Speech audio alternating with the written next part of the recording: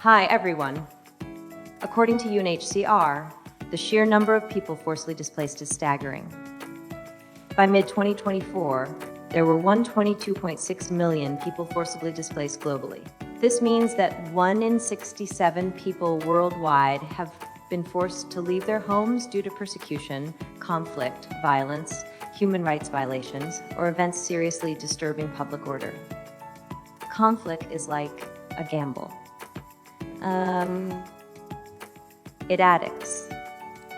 But enough is enough. We know they can stop anytime.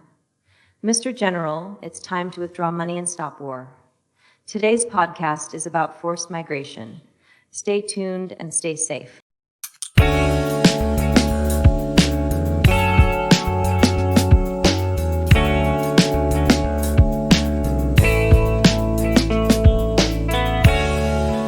So let's jump right into this deep dive on the global forced migration crisis. We've got a ton of info to unpack here. Reports, research, you name it. And honestly, the numbers alone are a bit staggering. You know, it's not just the sheer size of the numbers, it's that they're record-breaking. Like, as of June 2024, a whopping 122.6 million people were forcibly displaced worldwide.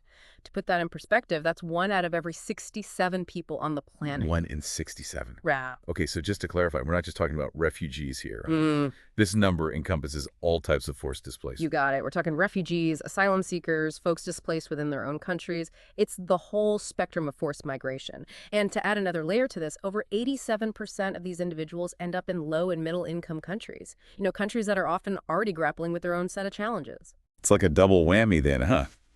These countries are trying to support their own populations while also dealing with this massive influx of displaced people. It's no wonder the UN and their partners are asking for a colossal $46.4 billion to help 180.5 million people in 2024. But if they only received about a third of that in 2023, are we just looking at a perpetual funding crisis? Unfortunately, that's the reality we're facing. If the funding isn't there, basic needs go unmet, plans for long-term integration fall apart. It's a domino effect. But even beyond the funding issue, we really need to dig into what's driving these numbers, what's forcing so many people from their homes. It's like putting a Band-Aid on a gaping wound, right? Providing aid without addressing the root causes. So what are the main culprits here? The two heavy hitters are conflict and climate change, and they often act together, making an already dire situation even worse. Let's break those down. Starting with conflict, we've got some major crises happening right now that are fueling these numbers. Sudan immediately comes to mind, with over 12 million people displaced, and a staggering 6 million of those are internally displaced within Sudan itself. Then you've got Ukraine, Afghanistan, Syria, Venezuela. The list just keeps going. And it's not just about fleeing the immediate violence either. You have to think about the long-term consequences. Conflicts destroy infrastructure, cripple economies, tear communities apart. Even when the fighting stops, going back home can be incredibly difficult, if not impossible. Does that make sense? So then there's climate change, which is like this slowly tick time bomb that's increasingly leading to displacement worldwide. Absolutely. It's like a threat multiplier. It magnifies existing vulnerabilities and creates new ones.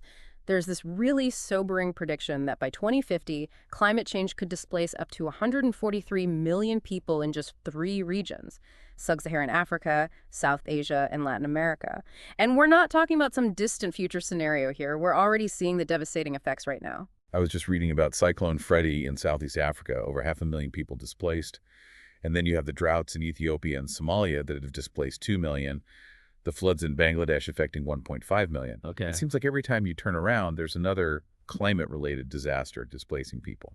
And a point that often gets missed is that climate-induced displacement isn't always about these sudden, catastrophic events. There's this whole other side to it, slow onset changes like rising sea levels or desertification. These might not make headline news, but they gradually erode livelihoods, forcing people to move. So what you're saying is there's a whole category of displaced people who are essentially climate refugees, but they don't even neatly fit into that category because their displacement is happening over time. Exactly. It's a much more complex and nuanced issue than just responding to immediate disasters. Okay, so we've got conflict and climate change as the major drivers. But it's not just those two, right? I imagine things like poverty, political instability, even persecution all contribute to this as well. Absolutely. It's this tangled web of interconnected issues, which makes finding solutions that much more challenging. It's not as simple as just stopping wars or reversing climate change. We need a multifaceted approach that tackles these issues from all angles. That makes a lot of sense. It's not just about putting out fires. It's about preventing them from starting in the first place. So what are some of the things being done to address both the immediate crisis and those deeper root causes? Where do we even begin with something this complex? Well, on the immediate humanitarian front, the focus is often on providing the essentials: food, water, shelter, medical care. But there's a growing awareness that we need to go beyond just meeting those basic needs. We need to start thinking about longer-term solutions. So what would that look like? What kind of solutions are we talking about?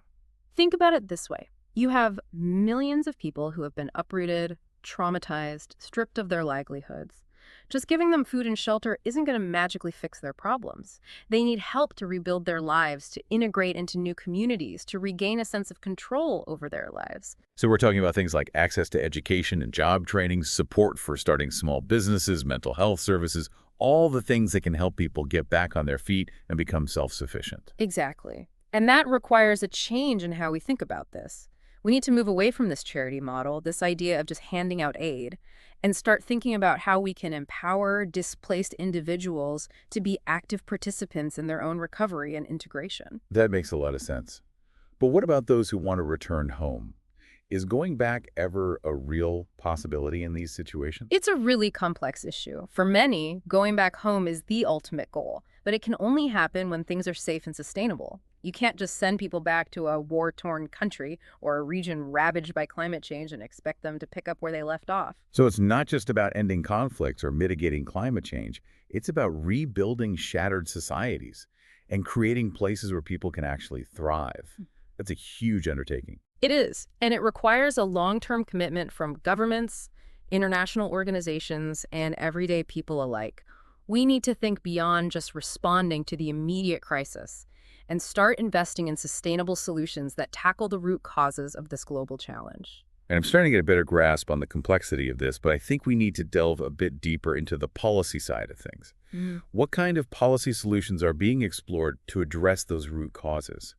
Because it seems like we need to be tackling this from both sides, providing aid in the short term while working on those bigger systemic changes that can prevent future displacement. You're absolutely right. It's a two-pronged approach. On the policy front, there's a growing emphasis on things like conflict resolution, promoting peace and security, and addressing human rights violations. These are all essential for creating conditions that allow people to stay in their homes or return safely if they've been displaced. And of course, we can't forget about climate change. What kind of policy interventions are being considered to address the role of climate change in forced migration? Well, mitigating climate change is absolutely crucial. Reducing greenhouse gas emissions, investing in renewable energy, promoting sustainable land use practices. All of that is critical for preventing future climate-induced displacement. But we also need to be realistic. Even if we drastically cut emissions today, we're still going to see the effects of climate change for decades to come. So while we're working towards those long-term solutions, what about more immediate policy interventions? Things that can help manage the current crisis and support those who are already displaced. One area that's getting a lot of attention is improving humanitarian visa pathways. This would allow displaced people to legally enter and live in other countries, giving them a safe haven and a chance to rebuild their lives. It's a way to share the responsibility more fairly among nations. I've also heard about proposals for funding climate-induced relocations, especially for communities that are literally losing their homes to rising sea levels or desertification. Is that something that's gaining traction? It's a complex and controversial issue, but it's becoming more and more apparent that for some communities, relocation may be the only viable option. And if that's the case, we need to figure out how to do it ethically, justly, and in a way that respects the rights and cultural heritage of those being relocated. It sounds like there's a lot happening on both the humanitarian and policy fronts. Yeah. But are we actually making any real progress? I mean, looking at the scale of this crisis, it's hard to be optimistic. It's a mixed bag, to be honest. There are definitely some areas of progress. We're seeing more awareness of the issue, more funding being allocated, and more innovative solutions being explored. But the scale of the problem is immense, and the political will to truly address the root causes often falls short. We're still seeing conflicts erupt, climate change wreaking havoc, and poverty and inequality persisting. So while there's reason for hope, there's also a long road ahead. Okay, we've talked about the global picture, but I want to focus on a specific region that's particularly relevant to our listeners, Southeast Asia. What makes this region unique when it comes to forced migration? How is this crisis specifically impacting Southeast Asia? Southeast Asia is really interesting because its history is so intertwined with forced migration. You have the Vietnam War and the Indo-Chinese refugee crisis, the Cambodian genocide, internal conflicts in Indonesia. All these events have really shaped how the region understands and responds to displacement. So it's not just about the current crisis. There's this whole layer of history that we need to consider when we're talking about forced migration in Southeast Asia. Exactly. And that historical context has led to some unique challenges and opportunities. For example, Southeast Asia has a strong tradition of community-based responses to humanitarian crises. Local organizations often play a vital role in providing aid and support, filling in the gaps where governments might fall short. But on the flip side, ASEAN, the Association of Southeast Asian Nations, has this non-interference principle, right?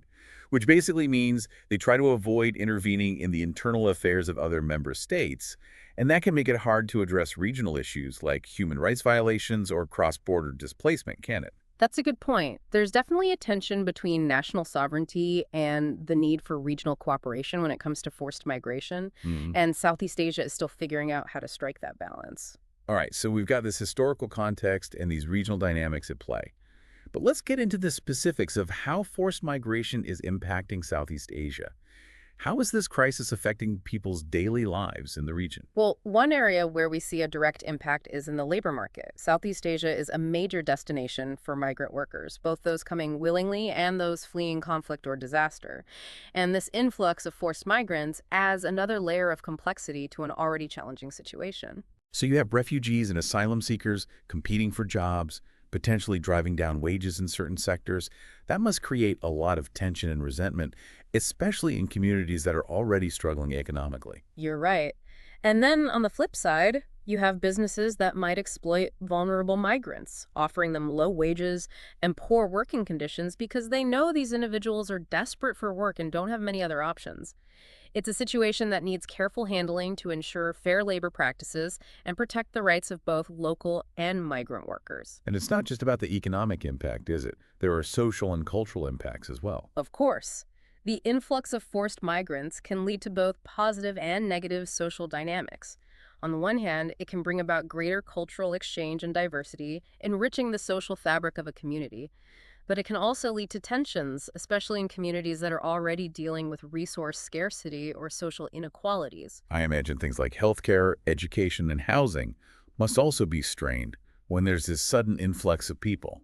Absolutely. These public services can quickly become overwhelmed, leading to shortages and delays, and it often falls on local communities to carry the weight of this burden. And we can't forget about the health implications of forced migration. I've read that large-scale displacement often comes with health risks, whether it's the spread of infectious diseases or mental health challenges caused by trauma. Public health initiatives are absolutely essential in these situations. Ensuring access to health care, providing mental health support, and implementing preventative measures to control disease outbreaks are all vital for the well-being of both displaced populations and the communities hosting them. So it's not just about providing food and shelter. It's about addressing this whole web of interconnected challenges, like economic, social, cultural, and health-related. It really shows how forced migration has a ripple effect, impacting societies on multiple levels. Exactly. And it's a crisis that's only likely to intensify in the coming years, especially as climate change continues to impact the region. We're already seeing climate-induced displacement in Southeast Asia, and those numbers are expected to rise. Okay, that's pretty concerning. But I'm hoping we can end this first part of our deep dive on a slightly more positive note. Are there any signs of hope? Are there things happening in Southeast Asia that point towards solutions, towards a more hopeful future? There are, actually. Some positive things are happening. For one, there's a growing recognition that regional cooperation is key. ASEAN is starting to take a more proactive approach to forced migration. Oh, that's interesting. How so? Well, they're working on improving information sharing between countries, coordinating search and rescue operations, and even trying to develop some regional frameworks for managing migration. It's definitely a step in the right direction, even if there's still a lot of work to do. That's encouraging. But what about on a national level? Are there any specific countries in Southeast Asia that are doing things well that others could learn from? There are definitely a few bright spots. Indonesia, for example, has been doing some really good work in terms of improving their disaster preparedness and response systems. They're also putting more effort into supporting the integration of refugees into their communities, which is huge. What about Thailand? They've been dealing with a huge number of refugees, especially from Myanmar. How are they handling things? Thailand's approach has been a bit of a mixed bag, honestly. They've been criticized for pushing back boats carrying Rohingya refugees and for detaining migrants in really overcrowded facilities. But on the other hand, they've also been willing to work with international organizations like the UNHCR to provide humanitarian aid. It's a really complicated situation. There's no easy solution. It sounds like there's still a lot of work to be done, both regionally and within individual countries. But focusing on policy solutions and big picture strategies sometimes feels a bit abstract. Yeah. I think it's important to remember the human cost of this crisis, the individual stories that can get lost in all the statistics. You're absolutely right. Numbers can be numbing, but stories have the power to make us feel, to connect us to the human reality behind the headlines. Take the Syrian refugee crisis, for example. It's one of the largest displacement crises of our time, and it's easy to get lost in the sheer scale of it. But when you hear the stories of individual families, their struggles and their resilience, it really hits you differently. I remember those images of families fleeing Aleppo, their faces just etched with fear and exhaustion. Those images are burned into my memory. Imagine being one of those families, having to make the unimaginable choice to leave behind everything you know, everyone you love, to seek safety in a foreign land. Millions of Syrians had to face that reality. And once they crossed the border, what kind of challenges did they encounter? I mean, starting over in a completely new place, often with nothing but the clothes on their back, Yeah. it must be incredibly daunting. Many of them arrived traumatized by the violence they'd witnessed, carrying both physical and emotional scars. They had to navigate language barriers, figure out how to access basic services like healthcare and education, and try to understand these complex asylum processes. And I imagine finding work, finding a place to live, just rebuilding some semblance of a normal life must have been a constant struggle. Absolutely. A lot of them ended up living in overcrowded refugee camps, lacking privacy and even basic sanitation. Others had to rely on the kindness of strangers, facing so much uncertainty and often discrimination. It's a true testament to the human spirit that so many have managed to find ways to survive, to adapt, to create new lives for themselves despite facing such immense hardships. It's hard to even grasp the emotional toll that must take. It is. But even in the midst of all that despair, there are incredible stories of hope and resilience. There are Syrian refugees who've started businesses, gone back to school, and found ways to give back to their new communities. They haven't let their circumstances define them. They found ways to not just survive, but to thrive. Those stories are so important to hear. They remind us that even in the darkest of times, the human spirit is incredibly strong. And that even when faced with unimaginable loss, there's still hope. There's still room for growth and renewal. Exactly. And it's not just about the individuals, it's about the communities, both those who have been displaced and those who welcome them. When people open their hearts and their homes, when they offer a helping hand, it creates this ripple effect of compassion and solidarity. It's a good reminder that we're all connected, that human suffering anywhere affects us all. But let's switch gears for a moment and talk about a different type of displacement, one that's often less visible, but just as devastating. Climate-induced migration. It's a crisis that's unfolding all around us, but it's often slow-moving, gradual. It doesn't have those dramatic images that grab headlines. Let's look at the Sahel region of Africa, for example. It's a region already struggling with poverty and conflict, and climate change is adding yet another layer of hardship, forcing people from their homes. I've read about the terrible droughts in the Sahel, how they're pushing communities to their limits. Can you talk about the link between climate change and displacement in this region? What's actually happening there? The Sahel is incredibly dependent on agriculture and raising livestock, both of which are extremely vulnerable to changes in climate. As temperatures increase and rainfall becomes more unpredictable, droughts are becoming more frequent and severe, crops fail, livestock die, and people lose their livelihoods. Food insecurity spreads, and displacement becomes a matter of survival. So it's this vicious cycle, right? Climate change destroys livelihoods, forcing people to move in search of food and water. And the people who are already the most vulnerable, those living in poverty with very few resources, they're the ones hit the hardest. Exactly. They often don't have the means to adapt to these changing conditions. They don't have the resources to invest in drought-resistant crops or to find other ways to make a living. Migration becomes their only choice. I'm realizing that climate-induced displacement isn't always about people fleeing a flooded village or a wildfire. It's often a much slower, more subtle process. You're right. It's often this gradual process where environmental degradation slowly erodes people's ability to survive in their homelands. They might move temporarily looking for work, coming back home when conditions improve. But as climate change intensifies, those temporary movements can become permanent displacements. It's like a slow-motion disaster unfolding over years, even decades, and that must make it even harder to address. It's not always this sudden, visible crisis that triggers an immediate humanitarian response. Exactly. And that's why we need to rethink how we approach this issue. It's not just about responding to disasters after they happen. It's about addressing the underlying causes of climate change, investing in measures to help people adapt, and building resilience in vulnerable communities. So, what are some of those solutions? How do we help communities in the Sahel adapt to climate change and avoid being displaced?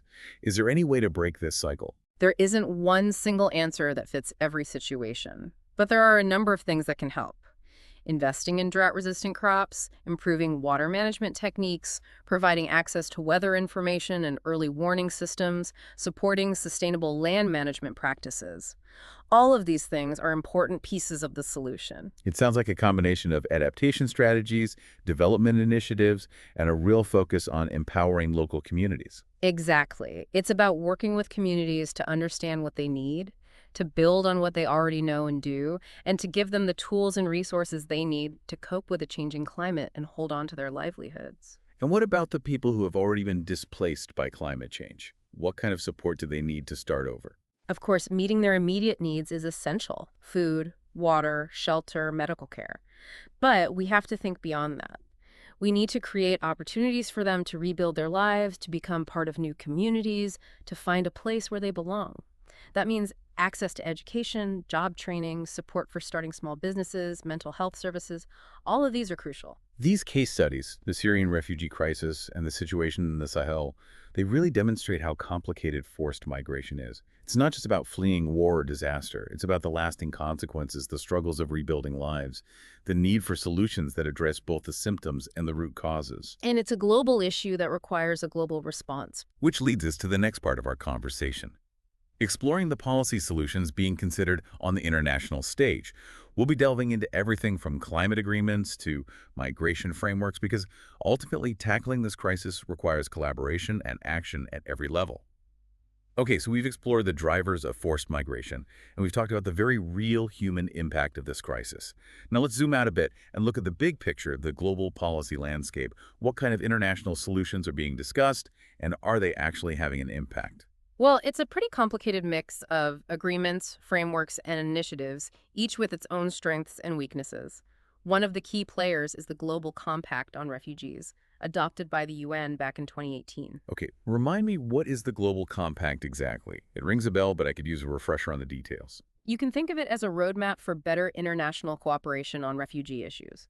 It's not a legally binding treaty, but it outlines a shared vision for how countries can work together to better protect and support refugees. So more like a set of guidelines or best practices. Exactly. It encourages countries to go beyond simply providing emergency aid and to take more comprehensive approaches that address the long-term needs of refugees. Things like integrating them into host communities, resettling them in other countries, and even finding ways for them to return home safely when conditions improve. That all sounds great in theory, but does it actually translate into real change on the ground? I mean, how do you even measure the impact of something like the Global Compact? It's still relatively early, but we are seeing some positive developments. More countries are creating national action plans based on the Global Compact's principles, and there's been an increase in funding for refugee programs. But the real test will be whether this leads to lasting improvements in the lives of refugees. But the Global Compact is specifically focused on refugees, right? What about people who are displaced by climate change? Where do they fit into this whole international framework? That's the big gap in the current system. The 1951 Refugee Convention, which is sort of the foundation of international refugee law, doesn't recognize climate change as a legitimate reason for seeking asylum. Wait, so if you're forced to flee your home, because of rising sea levels or a terrible drought, you don't have the same legal protections as someone fleeing war or persecution. It's a harsh reality, and it's something the international community is really struggling with. There's a growing push to create a new legal framework that specifically addresses the needs of climate migrants, one that recognizes their unique vulnerabilities and provides them with adequate protection and support. Are there any specific initiatives underway to address this gap? Because it seems like a huge oversight, given how much climate-induced displacement is already happening. There are some promising developments. The Platform on Disaster Displacement, for example, is a state-led initiative that's working to develop guidelines and best practices for dealing with displacement related to disasters, including those triggered by climate change. So it's about acknowledging that these disasters are often linked to climate change, and that the people displaced by them need specific protections and support. Exactly. And there's even been some discussion about creating a climate passport, a kind of legal document that would give climate migrants the right to relocate to safer countries.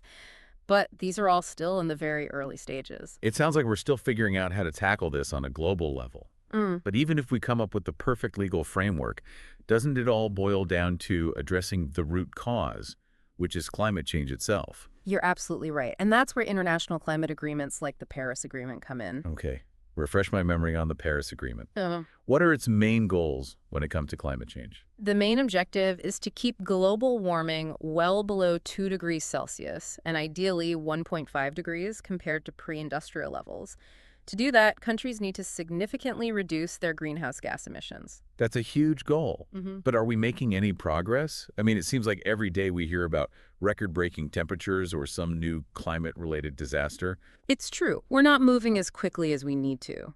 Even with the commitments made under the Paris Agreement, global emissions are still going up. We need more ambitious targets, swifter action, and a greater sense of urgency from every country, especially the biggest polluters. Because if we don't get climate change under control, we're essentially guaranteeing more forced migration, more suffering, more instability worldwide. Absolutely. Climate change is like a threat multiplier. It intensifies existing conflict, strains resources, and pushes already vulnerable populations over the edge. Addressing climate change isn't just about protecting the environment, it's about protecting people. It's all connected, isn't it? Conflict, climate change, poverty, inequality. Yeah. They all feed into this complex web that drives forced migration. Exactly. And that's why the solutions have to be multifaceted, addressing these interconnected issues from different angles. We need to work towards peace and security, uphold human rights, invest in sustainable development, and dramatically reduce our emissions. It's a massive challenge, no doubt, but it also feels like a call to action, a responsibility we all share. I agree. And it's not just up to governments and international organizations to solve this. We all have a part to play. So, for those of us who aren't policymakers or world leaders, what can we do? How can we make a difference in the face of such a huge global crisis? The first and most important thing is to stay informed and engaged. Don't let this crisis slip off your radar. Learn about it, talk to your friends and family about it, challenge misinformation when you see it. Support organizations working on the front lines, providing aid, and advocating for the rights of displaced people. So it's about raising awareness, educating ourselves, and supporting those who are working to make a difference. But is there anything we can do to influence policy, to push for more effective solutions? Definitely. Make your voice heard. Contact your elected officials. Let them know that this is an issue you care about and that you expect them to make it a priority. Hold them accountable for their decisions, for what they do or don't do on this critical issue. Because ultimately, this is about people's lives, about their dignity, about creating a world where everyone has the right to live in safety and peace. I couldn't have said it better myself, and that's a world worth fighting for. And on that note, we'll wrap up this deep dive into the forced migration crisis. We've covered a lot of ground, from individual stories of resilience to the intricate world of global policies aimed at tackling this challenge. It's a complex issue, but it's one we absolutely cannot ignore. Thank you so much for joining us on this journey. We hope this deep dive has given you a better understanding of the factors driving this crisis, the challenges ahead, and the urgent need for collective action. Until next time, keep learning, keep questioning, and keep pushing for a more just and compassionate world for everyone.